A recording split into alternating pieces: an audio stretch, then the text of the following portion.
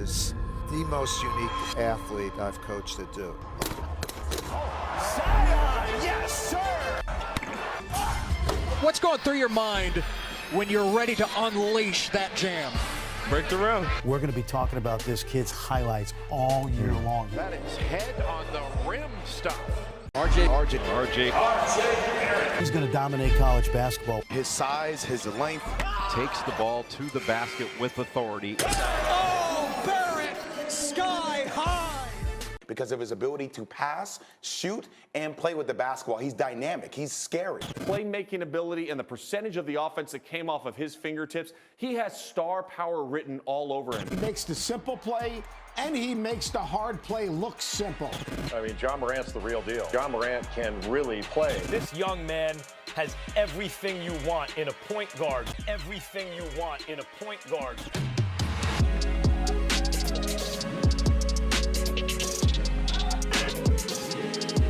With the second pick in the NBA draft. It is time for our biggest decisions so far as the GM of the Louisville Badgers, the 2019 NBA draft. Welcome back, everybody, to episode 10 of the Louisville Badgers, and I just want to start off real quick by saying I'm sorry you had to wait so long, but I wanted to make this perfect.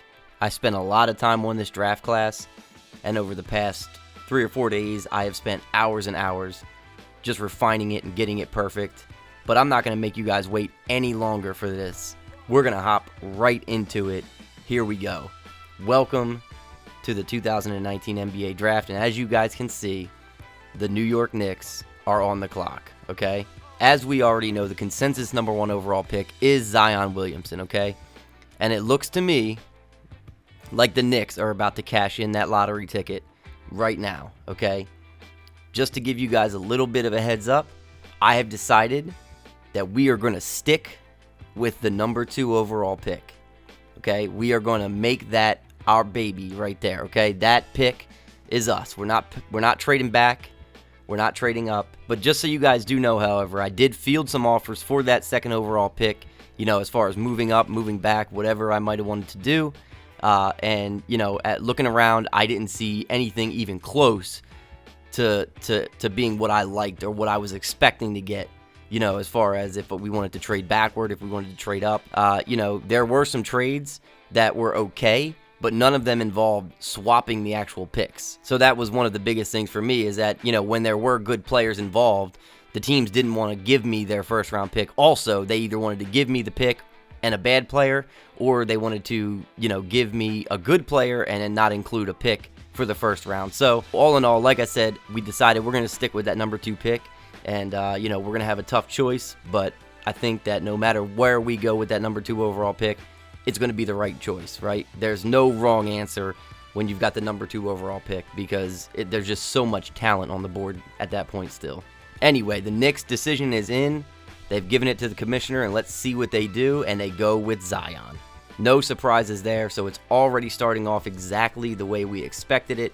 And, you know, not a whole lot to say about this pick other than these guys have a bright future ahead of them, and it all starts here.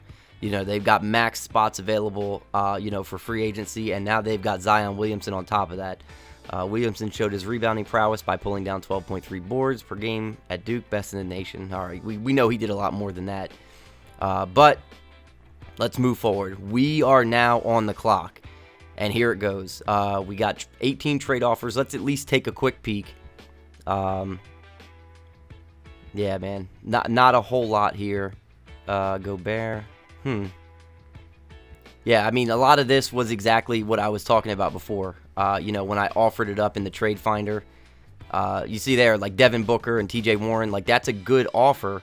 But not only do they want my 2nd pick, but they want next year's pick as well, and they don't even want to give me a pick this year. So it's not even like they want to also give me the 3rd overall. And then here, look, the Bullets want me to trade back to get Joe Ingles to the 4th pick. Yeah, we're not doing any of that. We're going to head right into the prospects here. And really, as you guys already know, it comes down to Morant or Barrett for me. I mean, that's what it boils down to. Whew. Here we go.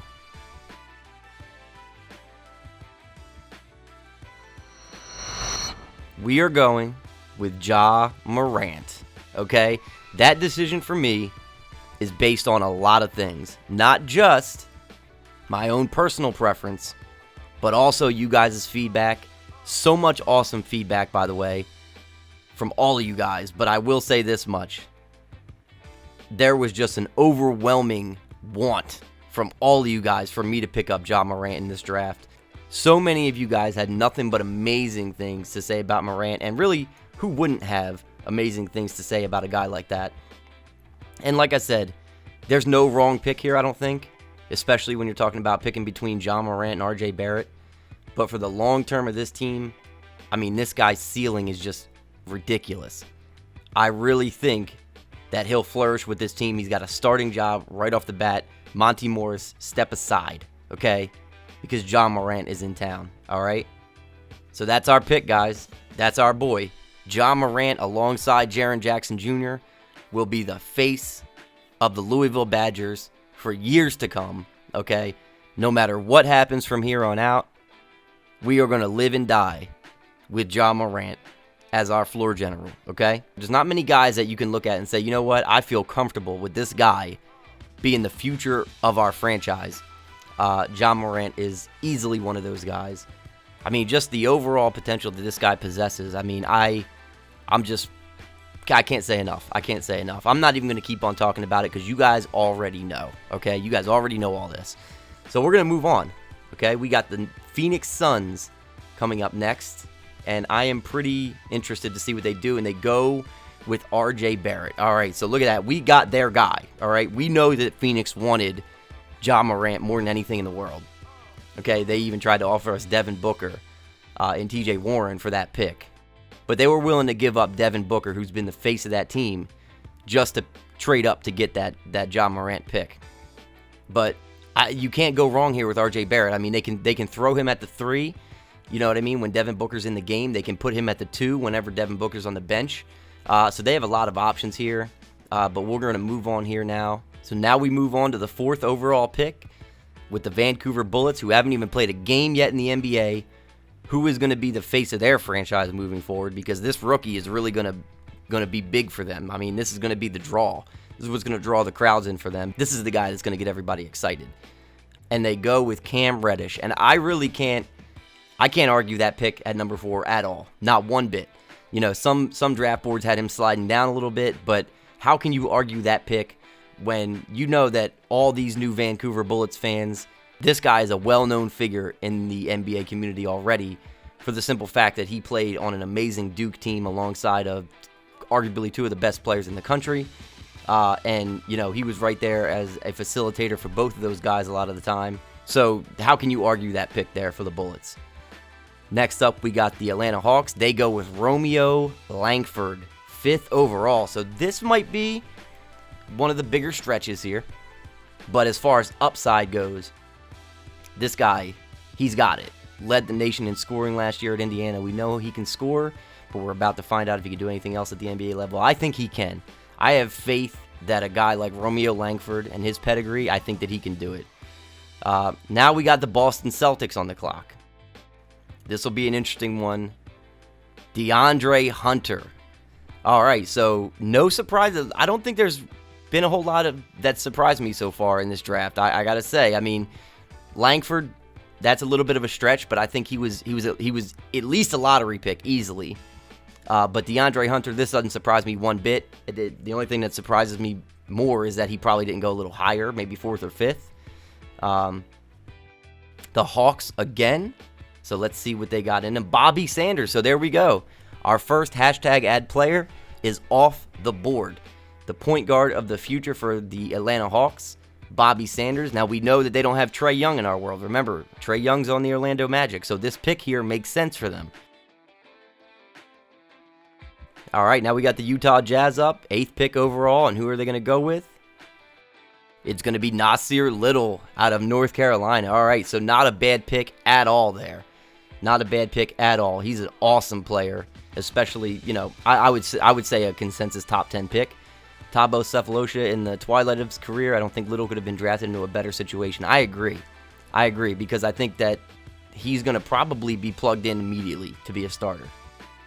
The Bulls on the clock now with the 9th overall pick. This is a big one for the Bulls. Brandon Clark, the power forward out of Gonzaga. So that is a really good pick there. Now, one of the things that I've done with this draft class, like I said, I put a lot of time into it, is I tweaked it big time to make sure that the draft was very realistic as far as who got picked where. Okay, I put a lot of time into that. As you can see now, the Celtics on the clock, 10th overall pick. Bo Bamba. So that's our second hashtag ad player off the board. 7'1" center from Georgia. Second off the board in the top 10. And let's see what they say about Bo Bamba. His abdomen has been the entire narrative surrounding his draft story. The Celtics take a chance here, hoping it is something that can fully heal and not derail his career. I hope so too, because like I said, he's one of our hashtag ad players. I want to see his full career play out. So now we got the Hawks, and they're going to make a trade. Okay, so the 11th overall pick and Miles Plumlee will be heading to the Hornets for Malik Monk and Nick Batum. So this is actually an awesome trade for the Hornets. Really good trade for the Hornets. They're moving on from Malik Monk and Nick Batum, and let's see who they go with. They go with Kevin Porter Jr., so that's their guy. That's their guy. Love this pick here for the Hornets. With his game, I can easily see Porter being a solid contributor for the Hornets for the next decade minimum. Did they spell contributor wrong? They definitely did. Okay? Sorry, I just noticed that type of stuff. I'm sorry about that, guys. But anyway, great pick there. Great trade, in my opinion, for the Hornets, who are trying to kind of, rebrand themselves. Another trade here. The Pacers are going to trade out of the 12th pick. They're going to give up the 12th pick and Doug McDermott to get Kevin Love and a 2021 first-round lottery-protected pick. What a trade. Kevin Love on his way to the Pacers for the 12th overall pick and Doug McDermott. And the Pacers are also going to be getting the Bucks 2021 first-round lottery-protected pick. Let's see who the Cavs grab. And they get Sekou. Okay, so arguably the best international player in this draft, the small forward from France, Sekou Doumbouya. I hope I pronounced that right.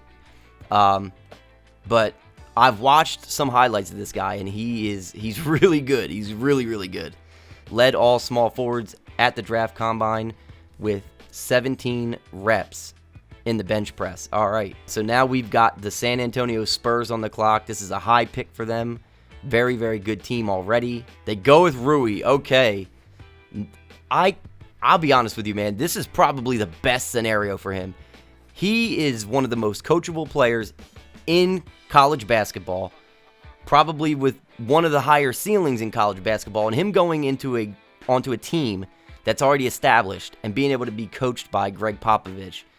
I think that this is like the perfect fit. This is the perfect marriage between player and team.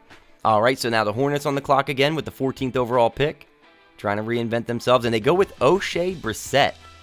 All right, a little bit of a reach there, but not a bad player nonetheless. To slide down this far in the draft, but credit the Hornets. See, he thinks he slid down. I think he kind of slid up. I don't think that he was expected to go that high, but now we got Orlando on the clock, and they go with Terrence Romeo, so that's another one of our hashtag ad players. Point guard out of UCLA, Terrence Romeo. And great fit, I think, for the Magic. He can play alongside Markelle Fultz. Now, keep in mind, they also have Trae Young, okay? So they drafted Trae Young last year. So it seems to me, as of right now, that the Orlando Magic are really, really set at point guard with 3 very good young point guards. Now we got Portland on the clock. All right, let's see who the Trailblazers draft. And they're gonna trade out of this pick. All right, let's see what they do. So they're trading the 16th overall pick for TJ Warren and Joffrey Laverne. All right, so the Suns were really trying to get rid of TJ Warren, and I think I understand why. They've got RJ Barrett now. Jalen Hand's just an amazing pick here for them. So they do get their point guard after all. Tremendous passer. And Jalen Hands is just a really, really, really good player out of UCLA. A guy with a lot of upside, and I'm sure the Suns are really hoping that he does become their point guard of the future. We got the Nets on the clock. And they go with Darius Garland. Wow, what a steal at the 17th overall pick. Darius Garland, he was probably a consensus top 10 pick. and they get him all the way at 17. And you know what I just noticed? We got to stop everything here. How is Jarrett Culver still on the board? If he stays on the board too much longer, we're going to have to think about trading up out of our second round pick and try to get up there. If he's still there in like the early mid-20s, I mean, how do we pass that up? I mean, it'll be hard to trade up there, but we have got to at least try. All right, now we got the Washington Wizards on the clock. Let's see what route they go. Okay, well, there we go. Speak of the devil. They do take Jarrett Culver, 18 overall. So this is probably the steal of the draft right here, man. The Washington Wizards at 18 grab Jarrett Culver. For my money, I think Jarrett Culver is the best long-range shooter in the draft. I love this pickup for the Wizards. I think everybody loves this pickup for the Wizards. So now we got the Detroit Pistons on the clock. And let's see what they do. They go with Tre Jones. All right, so let me explain this one to you guys real quick. Tre Jones, okay? In our world, he did declare for the draft in 2019, okay? And the reason I did that was because I already had the draft set by the time I found out in the news that he wasn't going to be declaring for the draft and then he was going to return to Duke for his sophomore year. But in our world, it's not a big deal. He's coming out next year anyway. You know, this will just be one extra year that he'll be in the NBA.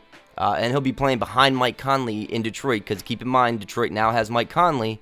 He'll be playing behind him for the first, however many years. So, it's not like he'll be, coming right out of the gates and being a starter anyway.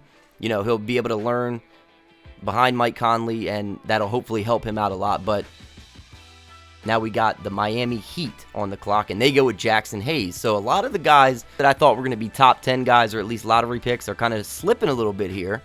But keep in mind, we do have some hashtag ad players that were sprinkled in, so that's going to push everybody down just a little bit. But Jackson Hayes, excellent pickup there for the Miami Heat, the 6'11 power forward / center from Texas. So up next, we've got the New Orleans Pelicans, and they take Kobe White. So I would say steal 2.0 of the draft right here. Kobe White at 21 overall, shooting guard out of North Carolina for the New Orleans Pelicans.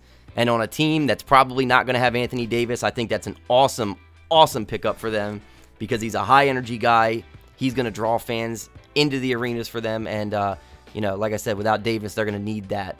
All right, so we got the Boston Celtics up again with their one of 1,500 picks in the first round. Let's see what route they go this time. And they're going to trade out of it. 22nd overall and Gershon Yabusele for Rudy Gobert. Are you kidding me? My God, the Jazz trade into the 22nd overall pick and pick up Gershon Yabusele for Rudy Gobert. And they get Parker Gast. Oh, man. Okay, so that was one of the guys that I was hoping would fall to us in the second round. He doesn't. It's another one of our hashtag ad players.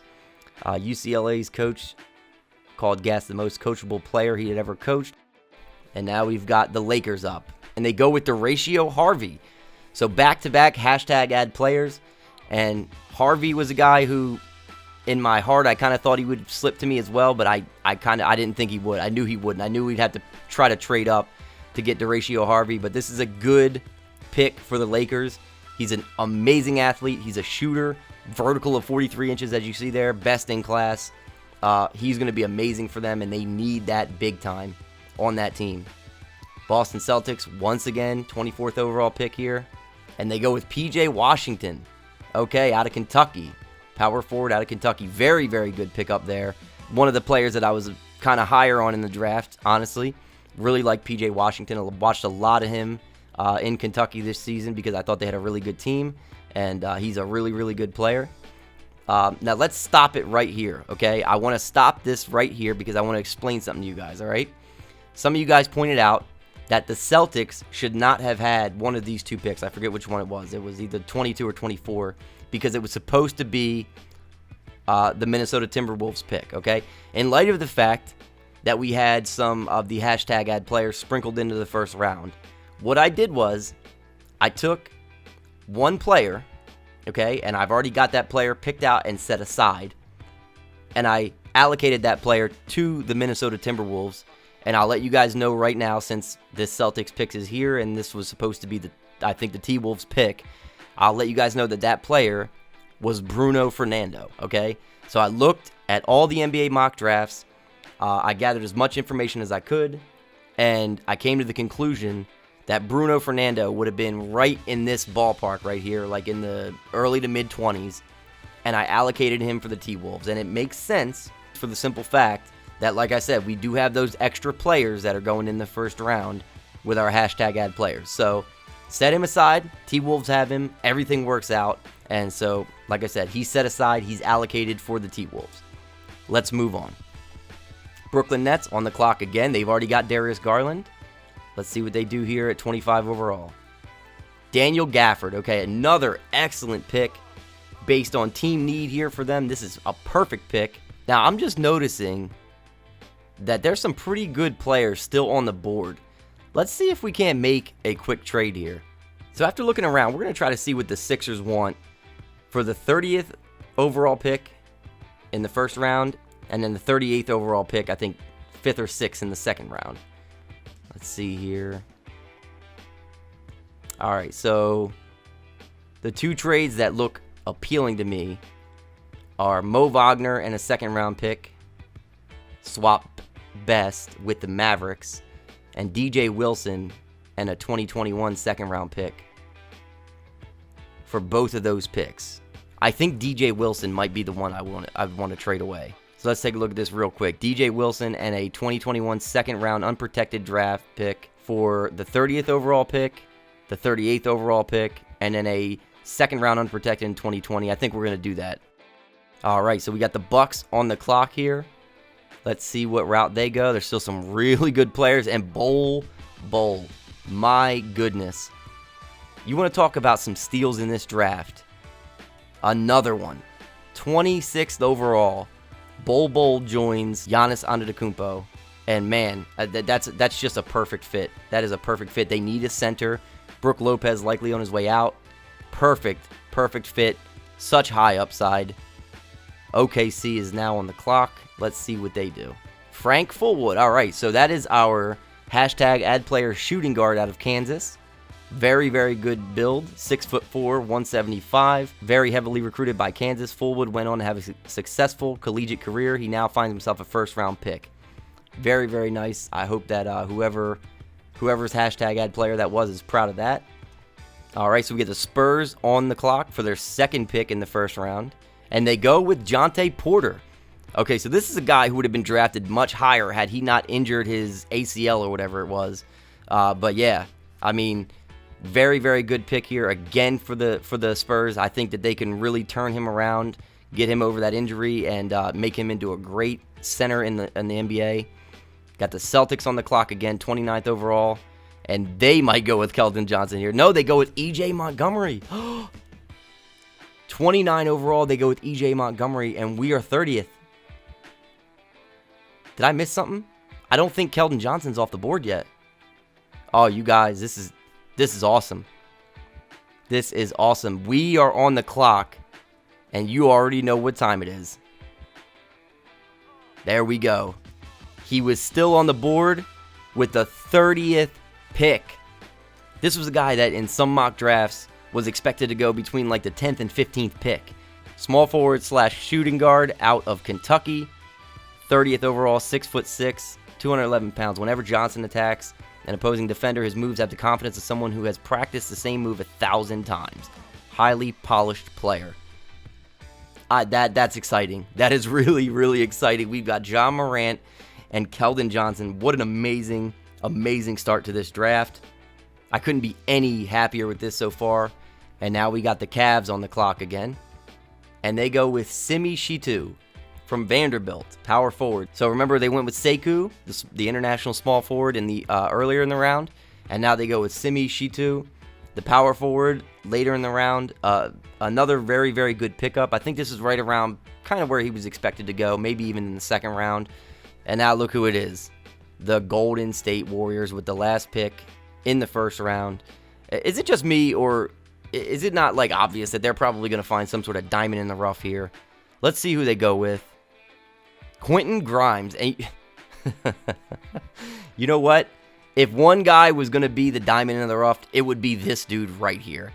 Shooting guard out of Kansas, 6'5", High motor, high upside. They say he's a work in progress with enormous upside. I agree with that 100%. Maybe this move is with the expectation that Klay Thompson may be on his way out the door. Who knows? But all I know is that Quentin Grimes, I think, is a really, really good pick here. Like I said, if one guy was going to be a diamond in the rough, I think this would be the guy. This would be the guy that we look up in a few years and we're like, man, where did this guy come from? But there we are. Adam Silver, that marks the end of the first round. The second round will be conducted by Deputy Commissioner Mark Tatum. To the very enthusiastic fans here in attendance in Brooklyn and the fans watching around the world, thank you very much for your support. I added the in Brooklyn in there because I know that it's going to be in Brooklyn, New York. But anyway, that is the end of the first round of the NBA draft. I don't think it could have went better for us. We're going to have 2 picks in the second round, 35 and 38 overall. Now, for the sake of time, what I'm going to do is I'm going to go ahead and run through the second round, make my picks, see who everybody else picks, and I'm going to recap it for you guys in just a moment here. Again, want to do that just for the sake of keeping the video at a manageable length, but I'll give you a full rundown of every pick that happens in the second round in just a moment. So here you have it. I've made my way through the second round finally, and you'll see that there's a asterisk next to a few of these guys' names, and those are the guys who were actually drafted in the second round that are our hashtag ad players. So you'll see that there's 3 of them: Connor Sullivan, Tag Ames, and Corey Tyler III. Very, very good hashtag ad player builds. Cannot wait to see how their careers play out. Sullivan to the Nets, Tag Ames to the Mavericks, and Corey Tyler III to the Hawks. So hoping for big things out of the hashtag ad players. Now, as you look at the rest of the round, I highlighted our picks in red. With the third pick in the second round, I took Dylan Windler. He's a shooting guard out of Belmont. Really, really good talent. And then with the 6th overall pick in the second round, I took a guy who has ridiculous upside, ridiculous potential. He's going to be a work in progress for sure. We've got a lot of work to do with him. But Darius Bazley, a guy that I really have a lot of faith in, a guy who I think can really be, just a really important piece to the puzzle for this team. We just got to make sure that we develop him properly. We got to make sure that we do the right things with him, put him in the G League for the first year, and see how everything goes. And then when it's time, we'll bring him up with the NBA team, and we'll just try to do this right with him. But he does have a lot of upside. But you guys can look down the rest of the list, see who else went in the second round here. But that wraps up the 2019 NBA draft here in this Louisville Badgers series. Again, man, I really don't think it could have went much better for us. We got everything we wanted. Obviously, with Ja Morant being the big centerpiece for us. And you also can't forget about that 30th overall pick, Keldon Johnson, who slipped all the way down to us. I really, really was just shocked that we were able to pick him up with that pick, but it worked out perfectly for us, worked out in our favor. I'm going to end this episode here, and I'm going to go ahead and today record the episode where we go through the rest of the offseason, go through free agency and all of that. There's a monster trade that I got to tell you guys about involving the Boston Celtics and the New Orleans Pelicans, so definitely stay tuned for that in the next episode, and then we will make our way through free agency as well. So yeah, cannot wait to do that. I'm going to be recording that today, and I really appreciate you guys' patience and waiting for me while I fine-tune the draft class to make it as close to perfect as I could. But that is where we are going to wrap up today's episode. Like I said, make sure you stay tuned for the next episode as we finish out this offseason and make our way into the 2019-2020 regular season. Thank you guys so much for coming back and hanging out. Episode 11 is going to be a good one, so I hope to see you then.